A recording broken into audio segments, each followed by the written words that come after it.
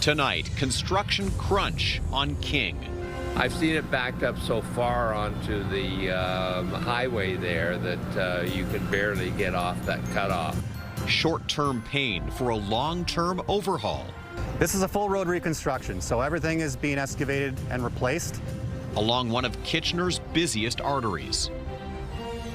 Gun violence in Waterloo. We saw police officers running by with assault rifles. Residents and police on what went down in the University District over the weekend. Also, rescued from the gorge.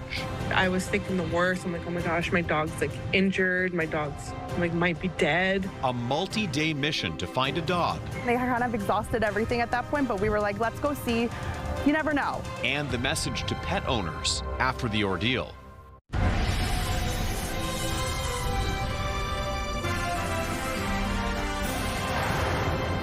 Good evening. It's one of the busiest roads in the region and an important link to the 401. But Kitchener's King Street East is a mess right now. A major reconstruction project has squeezed traffic down to one lane, and it's begun to test the patience of drivers and local businesses. CTV's Jeff Pickle is live now along King Street East, where once again traffic certainly moving slower than it normally does in this area. Jeff?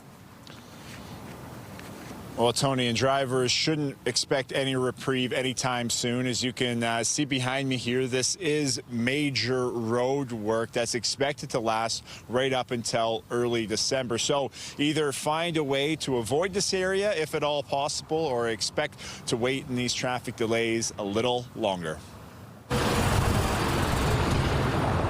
Since late June, the drive on King Street East between Deer Ridge and Sportsworld Drive has been a slow one. I've seen it backed up so far onto the highway there that you can barely get off that cutoff, and then the time it takes to get through here is intolerable. A stretch of road to be avoided if possible. I'll take an alternative route that takes me longer, but at least the traffic's slowing and I'm moving, not stuck in a line with my foot on the brake waiting for the next chance to move a few feet. Local businesses also feeling the effects. They shut down. It was down to one lane at one point, so it's really tough for people to even find the place, and they think they can't enter at all. United Motors says construction is putting the brakes on their busiest time of year. Definitely pretty frustrating because summer's kind of our busiest time, so entering the winter we sell a little less cars. The region says the nearly $33 million project is a big one. Yes, this is a full road reconstruction, so everything is being excavated and replaced. Some utilities are being relocated. This is phase 2 of the King Street project, with phase 1 wrapping up last year. Like the first phase, this work will also include widening the median to make room for the plan to extend the LRT to Cambridge in the future. So this project will accommodate that future project by having the 8-meter wide median in the center of the road. It is a widening project to allow for that. Despite the heavy construction and multiple sidewalk closures in the area, the road itself will remain open throughout, meaning businesses in the area are also open. You know, be patient with us. All these businesses are open. You know, they could use your support, and we're doing everything we can to maintain suitable access to these businesses. And construction, again, is expected to last right up until early December. Well, they'll have the road at that time fully reopened, but then they'll be back in the spring to finish up the final bit of paving that they'll need to do. So a few more delays there in 2027. But again, up until December, expect delays driving through this area, King Street through Sports World and Deer Ridge Drive. Tony? Yeah, it's a big change along a very busy stretch. Okay, Jeff, thank you. CTV's Jeff Pickle live in South Kitchener tonight. And time for a first look at the weather. Let's head over to Ashley Bacon for all the details. We could see in Jeff's live shot and in a lot of the footage of his story that the theme today was dark gray skies. Absolutely, Tony. I was just going to say, if you saw just behind Jeff there, things are starting to look a little bit dark out there. Definitely some rain on the way. Now, as you can see behind me, we already have some watches is in place for parts of southwestern Ontario, just south of us here in Waterloo region. But just because we aren't under a watch doesn't mean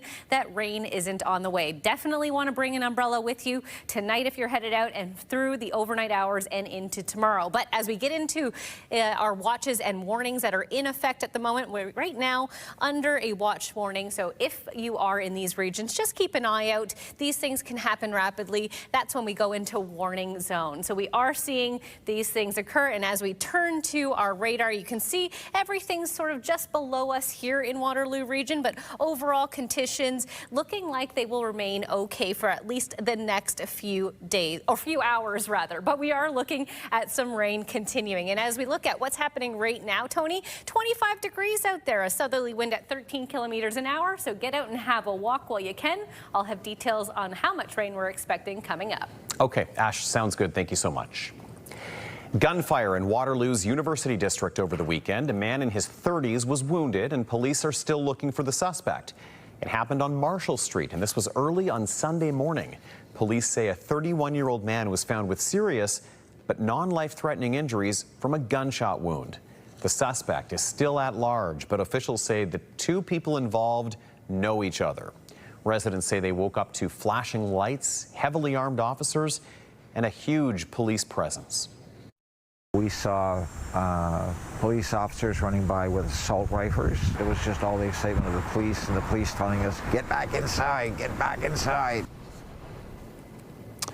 Police now asking anyone who was in the area of Marshall Street before or shortly after midnight on Sunday morning to contact investigators. The incident, by the way, is Waterloo Region's 8th shooting of the year. And for the second time this year, bullets have been fired into the U.S. consulate in downtown Toronto. It comes despite enhanced security measures outside the building, and even with officers in the area, the shooter managed to escape. CTV's Rahim Ladani has details. A bullet hole can be seen in the front facade of the U.S. consulate after a single shot was fired at 4:46 in the morning. The shell casing left behind by the fleeing suspect vehicle before a high-speed pursuit. The direction of travel of this vehicle was along Gerrard Street East, eastbound towards the DVP. It's at this location where the pursuit was mostly engaged, and it proceeded northbound along the Don Valley Parkway. Because of the danger posed by the rate of speed of the suspect vehicle, at around Don Mills and the DVP, the pursuit was discontinued as per our procedures. Police don't know how many suspects were in the white late model Honda Accord with no license plates, as it reached speeds in excess of 140 kilometers per hour. They also say aerial support was not available to continue the pursuit. Had it been, no doubt the outcome might have turned out differently. It's a great advantage to police. It was an officer who heard the gunshot while they were on surveillance in the area of University Avenue and Armory Street. Two other security personnel were inside the U.S. consulate at the time, but no one was injured. Toronto Mayor Olivia Chow describes the shooting as brazen, as there has been a police presence here for months following a similar shooting earlier this year. We will get you. We have apprehended the previous shooters, all three of them, and we will bring you to justice. You will be held accountable. Police could not say whether they believe this shooting is linked to the same group responsible for orchestrating the incident on March 10th. That was described as a gun-for-hire scheme involving young people who were hired to commit crimes across the city. Veteran Toronto police officer Mark Pinizzato was killed while assisting in a raid tied to the probe, which has also been linked to a recent FBI terrorism arrest. Threats and violence towards any persons within Canada are taken very seriously. I want to reassure everyone that our main priority is to keep our community safe. The RCMP's counterterrorism unit is also assisting in this investigation. And that was CTV's Rahim Ladani with that report. Two cold cases are now solved decades and decades after the crimes left police scratching their heads. Toronto police have used genetic genealogy to break the mysteries. CTV's Heather Butts now on what science revealed.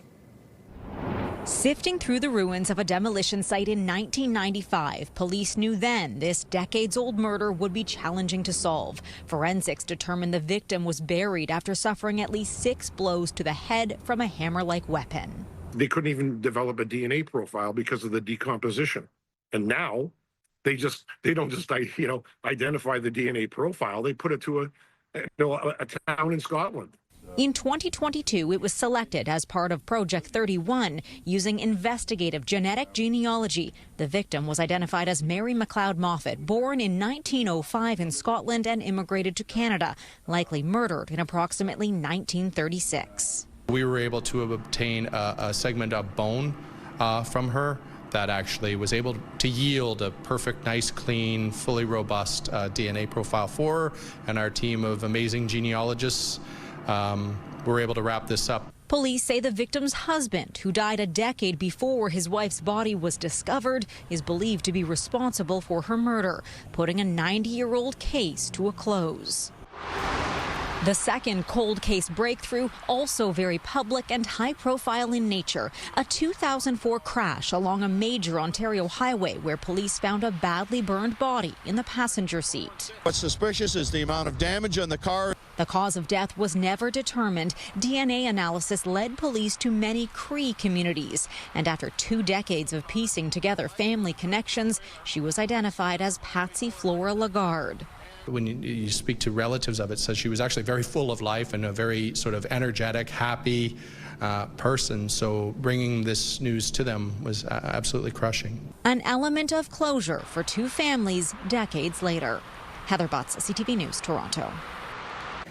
It took more than 3 decades to get here, but tonight the Gordie Howe International Bridge is open for business. The barriers came down today, opening the new border crossing that is built to change how people and products move between Windsor and Detroit. And the first people to cross, the family of Gordie Howe.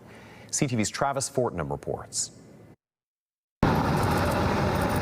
Before the Gordie Howe International Bridge opened to traffic, one car made a quiet, symbolic drive across. It's an honor to have been the first to cross. Inside were Gordie Howe, the grandson of Mr. Hockey, and his wife, Margaret, making the ceremonial first crossing around 10 to 10 Monday morning. It feels like personally a memory that we will treasure, both of us, something that we'll be able to share with people, and feels like an honor to be a part of this. The bridge was named for his grandfather in 2015. The Canadian-born Detroit Red Wings legend remembered as much for bringing Canadians and Americans together as he was for putting pucks in the net. Not far behind the Howes, the first official commercial truck, with Jim Pereira at the wheel. To be able to just get it done was just an emotional release. And then it all hit while I was actually on the bridge. Pereira once crossed the Ambassador Bridge as many as 7 times in a single day. He says the new direct route between Highway 401 and Interstate 75 should make the trip a whole lot simpler. The public started crossing shortly before noon, ending decades of planning and years of construction. Staff like Heather Grondin, who's been with the project since 2005, now seeing their hard work pay off. I haven't started to cry yet today, but I'm sure it's going to come at some point. Grondin calls it relief, joy, and a very long time coming. Now everyone else can see what all the fuss is about. The 6-lane crossing has a speed limit of 60 kilometers an hour, and drivers are being reminded eyes on the road. Save the sightseeing for the passenger seat. The Howes say their first drive across was smooth, even if their car may have wanted a little more. We were driving a Dodge Charger, which could have gone much faster than we were able to drive on the bridge, but yeah, very smooth. The drive takes travelers up a curving approach through the towers and over the Detroit River. The lead architect says the design was meant to deliver a little drama. They should feel a moment of magic, I think. That's quite important. Pedestrians and cyclists get their turn when the multi-use path opens August 5th. For the Howes, the first drive was less about bragging rights and more about the people who spent years getting the bridge to this point. I think what has been the most special thing about today is like seeing the faces of the people who have worked on this project for upwards of 20 years. A bridge bearing a family name, now carrying its first generation of travelers. Travis Fortnum, CTV News. Well, a message to pet owners tonight after a frightening incident in the Elora Gorge. A dog is recovering after falling over the edge, setting off a multi-day search involving 2 different agencies. CTV's Karis Mapp hears from the rescuers and the grateful owner. 3-year-old Willow is back home in Ingersoll after a dramatic ordeal at the Elora Gorge Conservation Area. The Labrador Retriever fell over the edge of a 60-foot cliff last Wednesday, setting off a multi-day search. My first thought was like, this area is huge. I'm like, oh my gosh, how am I going to find her? Owner Becky Popiolek says she was out tubing with her son when Willow, who was wearing a leash, wandered off unnoticed. She says park workers found Willow near the edge of a trail, but the dog became afraid, backed away, and fell. She just felt overwhelmed by the people around her, and she ended up slipping off the edge and falling. A rescue team from the Central Wellington Fire Department sprang into action next, rappelling down the side of the cliff. It was about a 60-foot fall into a very wooded area between the wall and the river.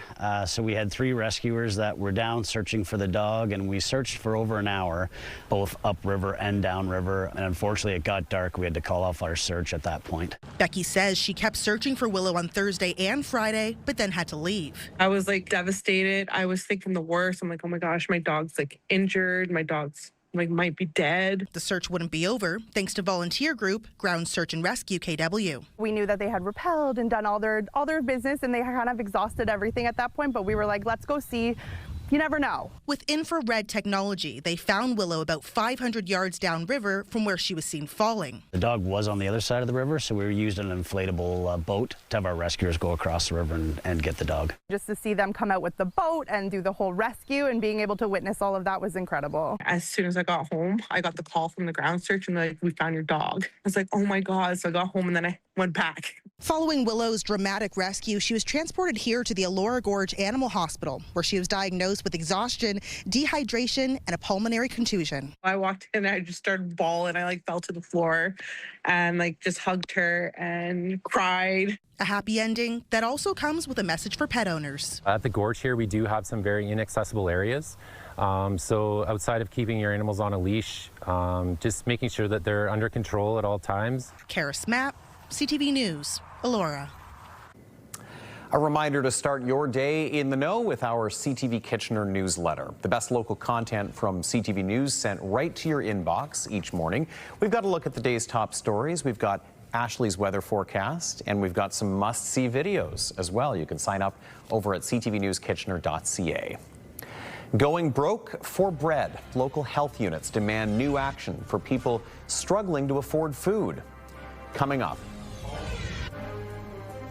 Well, rain is on the way. I'll have details on when we can expect it and how much, and when the sun is going to make a return coming up. Stay with us. Download the CTV News app and stay on top of local stories as they unfold. We go to a dramatic scene unfolding. Customize your feed and watch live wherever you are. ctvkitchener.ca, your home for news. When you see it happen, send it to CTV News. Text 10400. From your screen to ours. Text 10400.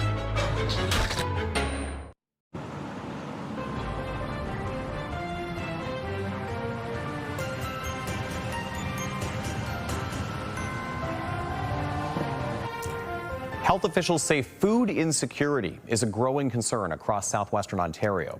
They've issued a joint statement calling for better income supports to address what they call a preventable public health issue. CTV's Brian Bicknell reports. Sisters Lil and Grace stock up at the St. Thomas Food Bank. They know all too well how easy it is to run out before month's end. It's really difficult, especially if you want the healthy and vegetables and fruit, because they're not really affordable. It's really hard, especially when you have a type 1 diabetic and a gluten-free person. Their situation is all too common, according to the region's health officials. Health units across southwestern Ontario have issued a joint statement calling for action to address food insecurity. They say 1 in 4 households struggles to afford basic needs. They're proposing an increase to social assistance, improved income supports for low and modest income households, and policies that reduce the cost of housing and other essentials. Probably the 2 biggest drivers of being able to afford food or not is your income and how fast that's growing and what level it is at, as well as some of your major other expenses, including housing costs and rent costs.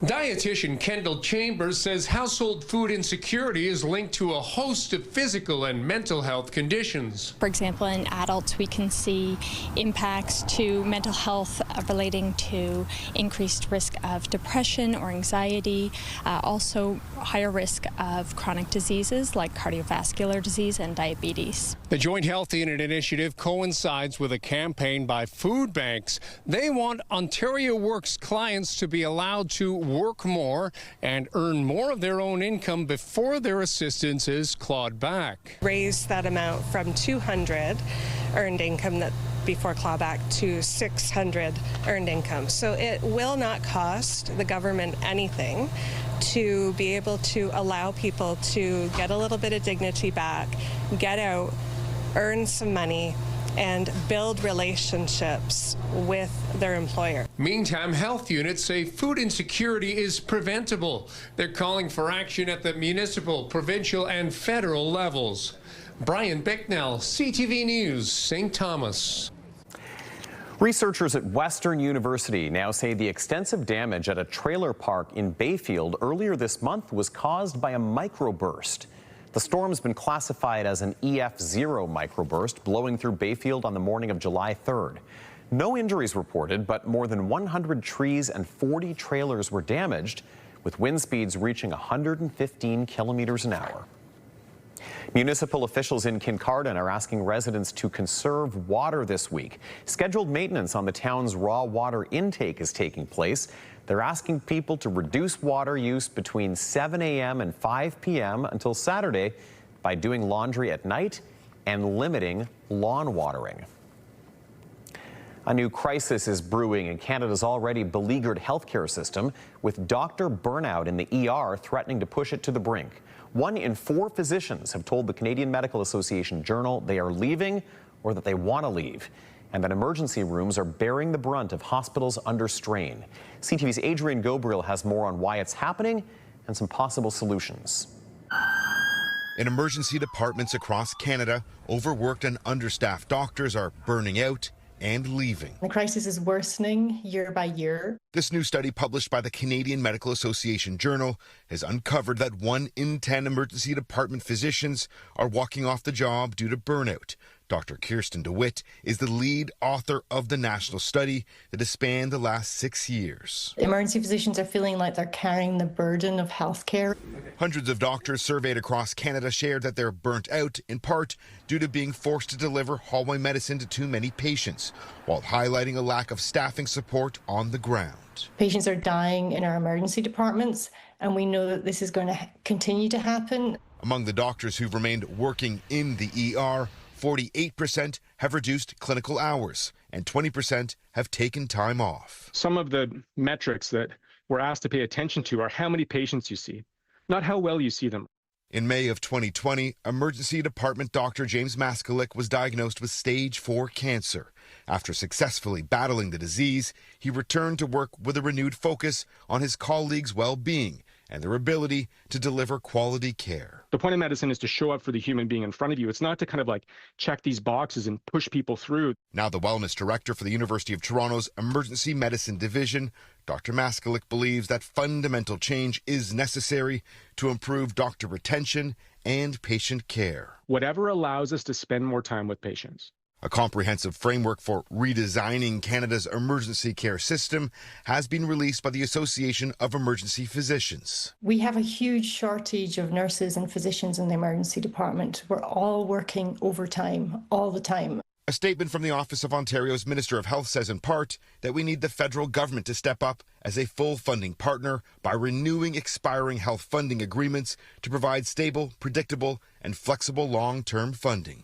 Though doctors surveyed say their years-long plea for support have continuously been ignored by all levels of government. If meaningful steps aren't taken to address the issues raised, ER physicians we spoke with fear that much of the work being done to bolster the number of doctors across Canada could be squandered.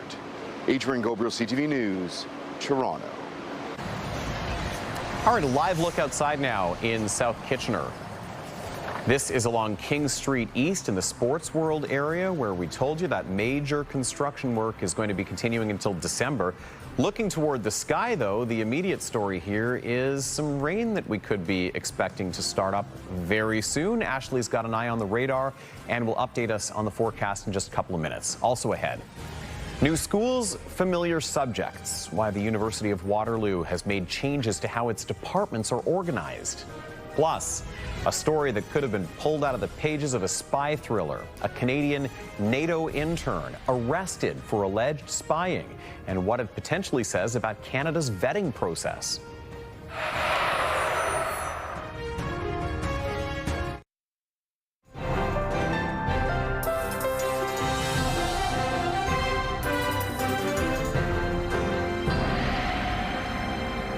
We are back with Ashley and the forecast.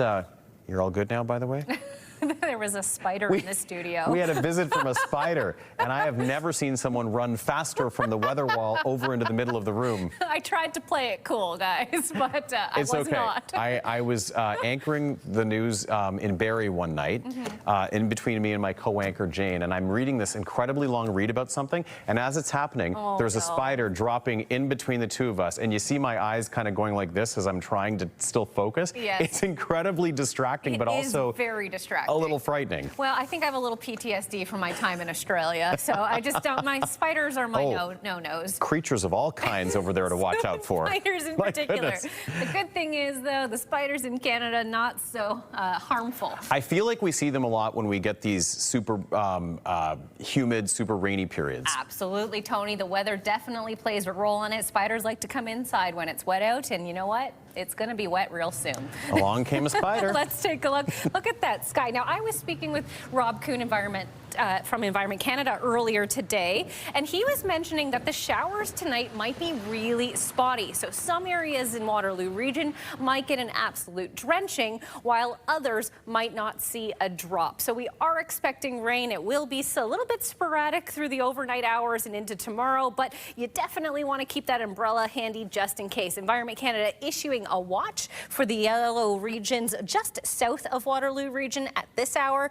You know, local areas could see upwards of 50 millimeters in some spots where, like I said, some spots might not get any. So it's going to be a really hit and miss situation. As we look to our radar, this helps paint a picture. It does also make it look like everyone's going to get an absolute drenching. But as we said, it could come and go through the next few hours and then into your Tuesday morning and afternoon. So it looks like, you know, whether or not that sun is out even for a few hours at a time, have some umbrellas or maybe a trench coat or a raincoat handy just in case, because you never know when things will happen and how bad it's going to get. As we take a look at what's happening right now on the West Coast, it's a little bit of a cooler day. 19 in Prince George and Vancouver, 21 in Edmonton, Calgary, a beautiful day though, 28 with a mix of sun and cloud. Through the prairies, a much warmer summer day there, 30 in Regina right now, 29 in Winnipeg, 16 up in Yellowknife with a bit of rain. And as we push further east,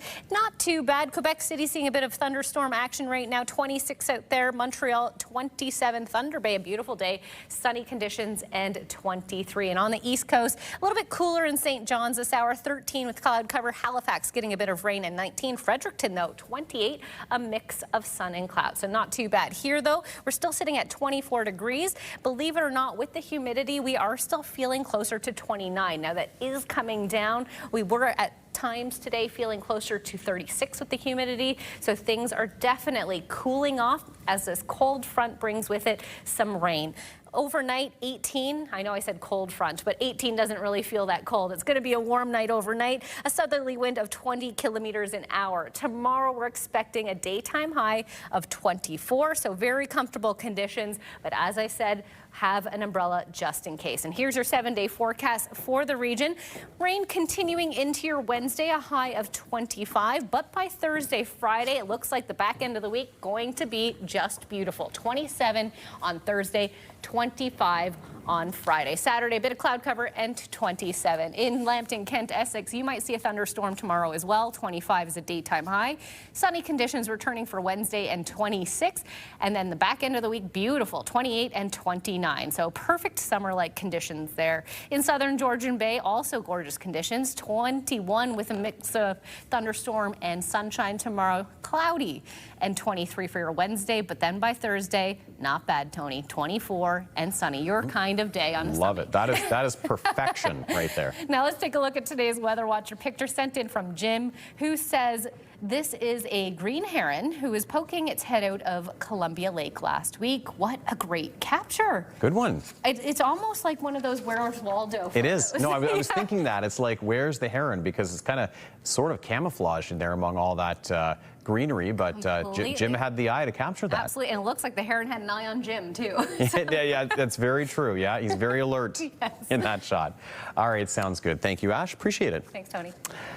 Now to a story that really could have been pulled from the pages of a spy thriller. An intern from Canada arrested and accused of spying at NATO headquarters. It's raising concerns about a breach in Canada's vetting process. And now questions are swirling around what was missed. Here's CTV's Judy Trin. Belgian authorities have accused a Canadian female intern at NATO headquarters of being a spy. After her arrest, the woman's office and home was searched by police. Her computer data was downloaded. This arrest is prompting the Canadian government to investigate how she got her security clearance, which was vetted by CSIS and the RCMP. As a country, we will continue to investigate the processes we have and the security screening. It is an ongoing work that we do, and in this particular case, I think it's important to get to the bottom of what happened. The minister says whether the suspect worked for internal Canadian departments before she was hired at NATO is also being looked at. Belgium's federal prosecutor says the intern is of Chinese origin, a Canadian citizen suspected of spying for an unnamed third country and of being a member of a criminal organization. The junior employee that is most prone to manipulation, exploitation, senior or leadership positions, they often have the protection 24/7. They have security agencies watching their back. Analysts say young employees are vulnerable targets for hostile foreign powers playing the long game. The juice is worth the squeeze, right? Because I mean, if they invest in this asset for a very long time, they keep it under the radar, keep attention away from that person, and then that asset rises to deputy foreign minister or becomes head of the delegation or is one of the political military affairs at shape. The amount of intelligence and what that asset can pay back after years of investment is really just unbelievable. NATO says no sensitive information or operations were compromised at its headquarters. The Canadian woman makes her first appearance in court on Tuesday behind closed doors. Judy Trin, CTV News, Ottawa. Charting a course and teaching towns along the way. Coming up on CTV News, a Montreal woman's unique journey along the St. Lawrence River and how she plans to save the river with science.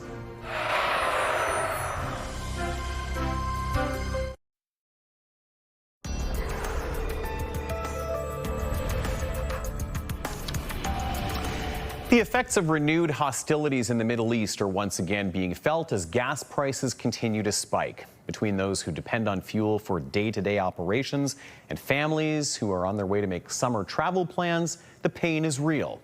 CTV's Mike Lang has the latest.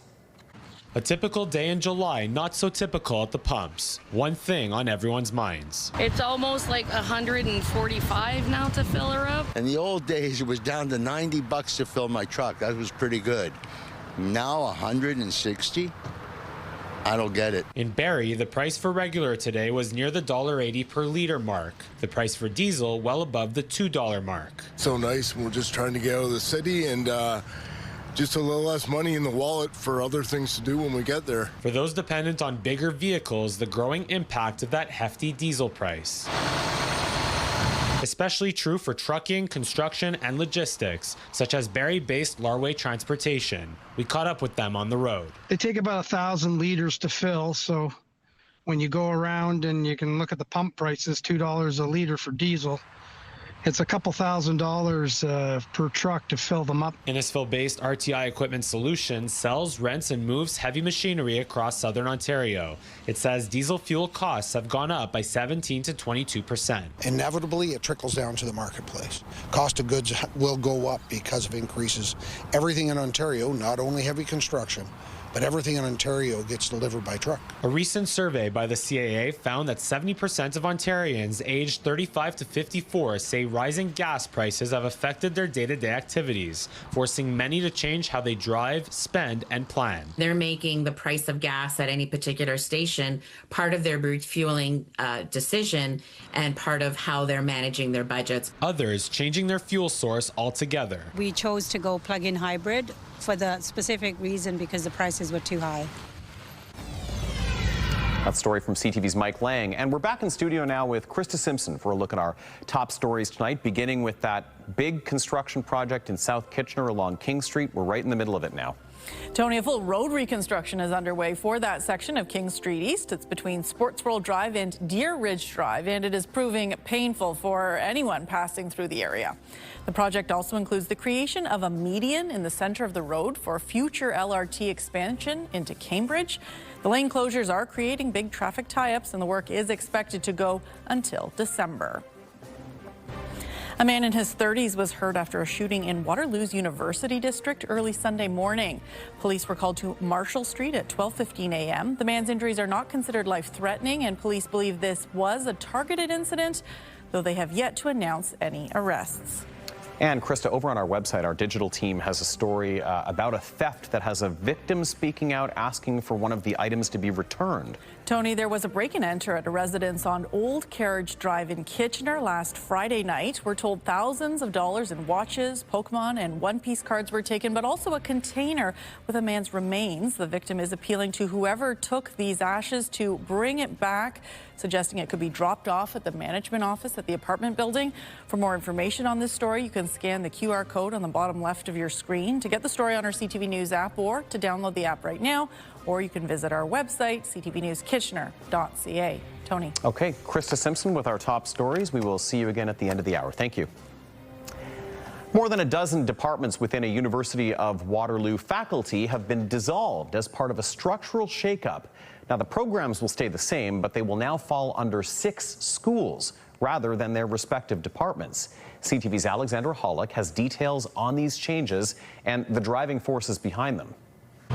History, philosophy, and political science, 3 of more than a dozen departments at the University of Waterloo that are no more. Instead, they've been slashed in half and put into schools, all under the arts faculty umbrella. From 15 to 6. Accounting and finance and the Stratford School of Interaction Design and Business remain unchanged. The departments of economics and psychology become their own schools, while new additions include the School of Critical and Creative Humanities, along with the School of Social, Political, and Historical Research. By bringing us together, we can have a larger team that can work together, can support each other. Ian Milligan is the director of the School of Social, Political, and Historical Research. He says the amalgamation makes way for efficiency, communication, and collaboration between disciplines. We've come together in a new organization to, as we can talk about, better serve our students, better serve our faculty, and make a more vibrant working place. But what it doesn't do is change students' programs or degrees. All of that is the same. Your professors are still professors of history, professors of political science. You're still doing your PhD in the program you were doing. You're still taking your exciting undergraduate program just the way it was a month ago. On campus, it's business as usual. And if students are looking for guidance, there is no gap in resources. Because we're now part of a larger team, when that advisor goes on, for example, goes on vacation or is taking a leave or is off on a training course, because we have other staff members, they can come in and advise for students in their absence. Milligan says the decision was not driven by money, but the move is mindful of possible staffing shakeups down the road. Just like all of our friends at other universities and colleges, we've been all finding ways to be more efficient and more efficacious in how we work. The changes were approved by the university's Board of Governors back in October and officially took effect earlier this month. It's not clear whether other faculties will follow, but Milligan says it's a step in the right direction for the future of the arts. Alexandra Hullig, CTV News, Waterloo. London is getting some love on the small screen. Just ahead, a new TV mini-series that will put the city in the spotlight through a story about over 40 dating.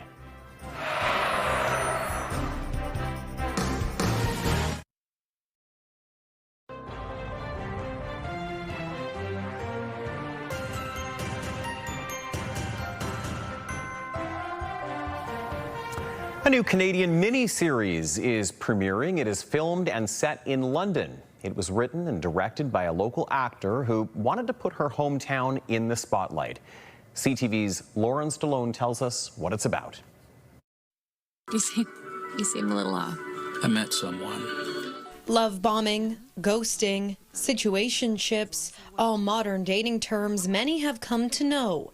Now they're at the heart of the new London-based dramedy series, Love in All the Small Places. We wanted to show what that world looks like. Created by award-winning actress and filmmaker Sarah Cleveland, the show follows one woman in her 40s and her messy and honest journey with love. This started about 5 years ago. There were a lot of girlfriends of mine were going through the whole process of starting over, dating again, whether it be from divorce or death. Originally from London, Cleveland says choosing where to set the series was an easy decision. We really wanted to showcase London, and so show real locations, real people, real businesses. The series features familiar streets, cityscapes, and iconic London staples like the Tasting Room and here at Covent Garden Market. We recognize that film and television production has a large economic spillover. Andrew Dodd with Film London says the film office has seen tremendous growth in recent years,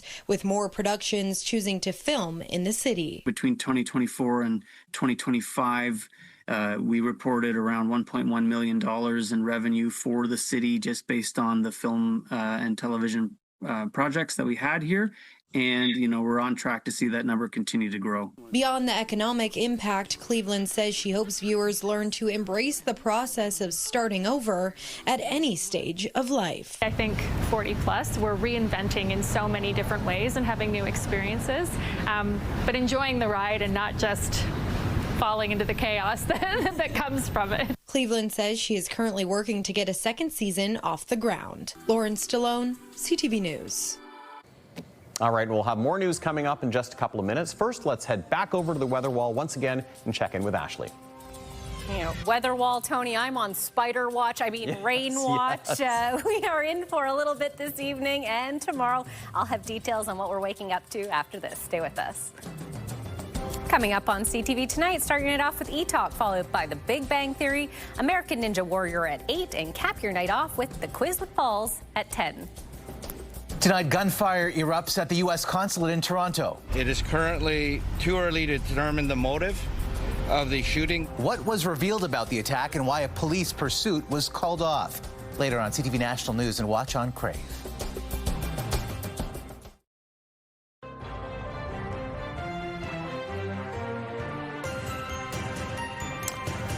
We were just talking about summer vacations.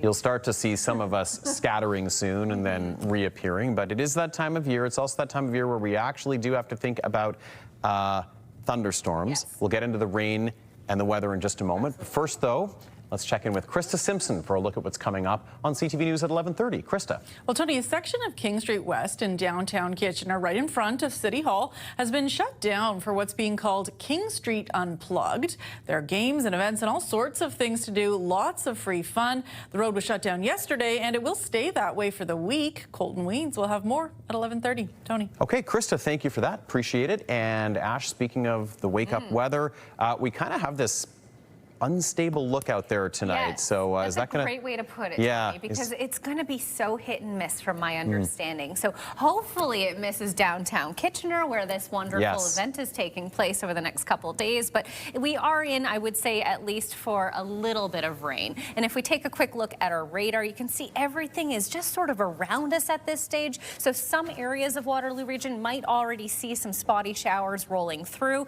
But in regards to the morning time, it looks like around 6 a.m. light showers. Things clear up for a couple of hours, but don't let that fool you. We could see some additional rain moving through on and off throughout the day. So can't stress it enough, Tony. If you wake up and it's sunny out, that doesn't mean you shouldn't bring an umbrella. Nope, exactly. It's very changeable conditions lately. Very much so, yes. All right, well, finally for us tonight, a Windsor photographer has spent months documenting the Gordie Howe International Bridge in a way that really few people have ever seen it before. His images capture a rare moment in the crossing's history before traffic began rolling across it.